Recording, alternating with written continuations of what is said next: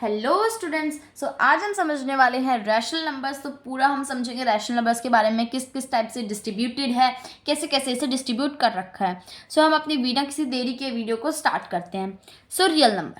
Real number हमारे दो part में डिवाइड है, जिसमें से एक है रैशनल और एक है इर्रेशनल। इर्रेशनल के बारे में आज हम बात नहीं करेंगे, आज हम सिर्फ रैशनल नंबर्स के बारे में बात करने वाले हैं। जैसा कि आप लोगों को पता ही है, रैशनल नंबर हमारे पी एंड क्यू की फॉर्म में होते हैं, जिसमें हमारा क्यू कभी भी जीरो के इक्वल नहीं होता।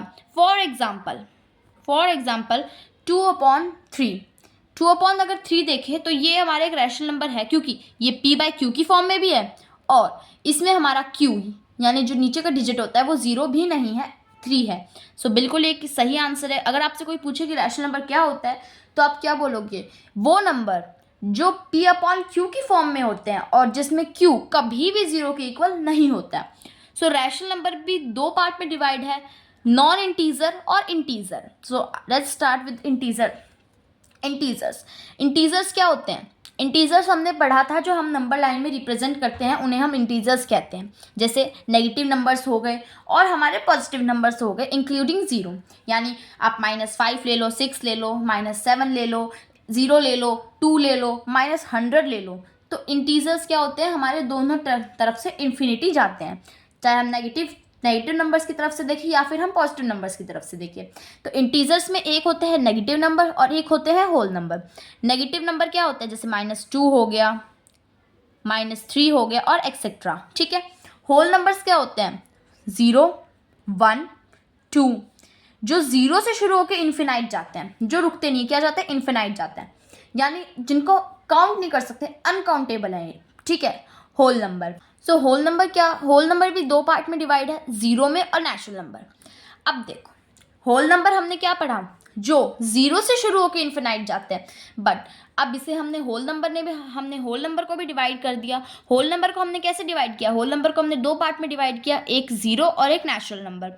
नेचुरल 0 में डिवाइड करते, 0 जो हमारा शून्य होता है, 0। ठीक है। और नेचुरल नंबर वो होता है जो 1, 2, 3 यानी 1 से शुरू होकर इन्फिनाइट जाते हैं, जिनका कोई एंड नहीं है, जो 1 से शुरू हुए और क्या जाएंगे? जो इन्फिनाइट जाएंगे 1 से शुरू होके। इनकी भी, ये भी अनकाउंटेबल है। बस नेचुरल नंबर और होल नंबर इतना सा डिफरेंस है कि होल नंबर में हम 0 भी लेते हैं, यानी होल नंबर में डिजिट 0 से शुरू होकर इन्फिनाइट जाता है और नेचुरल नंबर में डिजिट हमारे 1 से शुरू होकर इन्फिनाइट जाते हैं।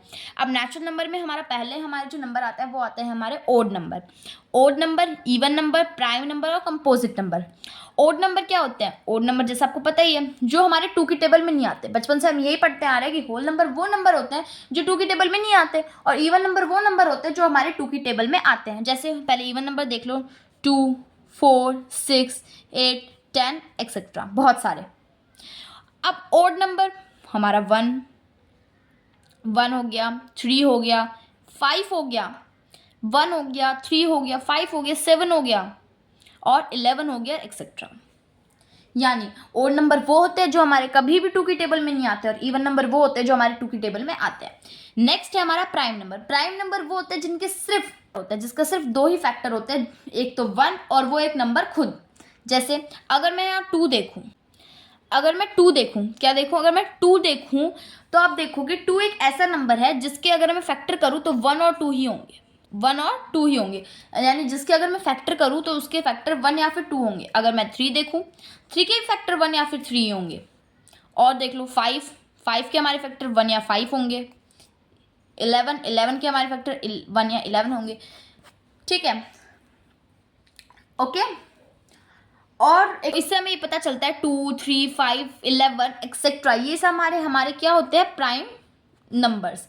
क्या होता है? Prime number. जिन नंबर्स का फैक्टर या फिर वो नंबर अपना खुद होता है, यानी द नंबर इटसेल्फ, और 1, जिनके फैक्टर सिर्फ 2 ही होते हैं, 1 और द नंबर इटसेल्फ, वो हमारे प्राइम नंबर कहलाते हैं। दूसरे हमारे होते हैं कंपोजिट नंबर बिल्कुल इसके अपोजिट होता है। कंपोजिट नंबर क्या होते हैं? जिनके फैक्टर मोर देन 2 हो। जैसे अगर मैं यहाँ पे 4 लूँ, 4 हमारा 1 की टेबल में आता है, 4 हमारा 2 की टेबल में आता है और 4 हमारा 4 की टेबल में भी आता है। ये हमारे कंपोजिट नंबर है क्योंकि इसके फैक्टर मोर देन 2 है। ठीक है।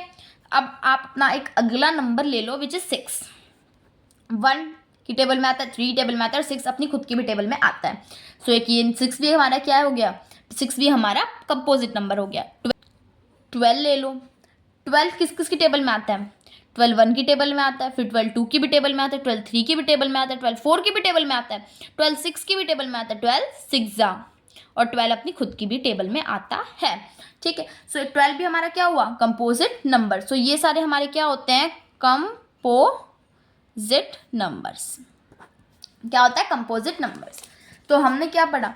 Odd number. ओड नंबर क्या होते हैं? जो 2 की टेबल में नहीं आते। इवन नंबर क्या होता है? जो 2 की टेबल में आते हैं। प्राइम नंबर क्या होता है? प्राइम नंबर वो नंबर होते हैं जो जिनके फैक्टर या तो नंबर इटसेल्फ यानी वो नंबर खुद हो या फिर 1 हो। और कंपोजिट नंबर वो होते हैं जिसके फैक्टर क्या होता है? मोर देन 2 होते हैं।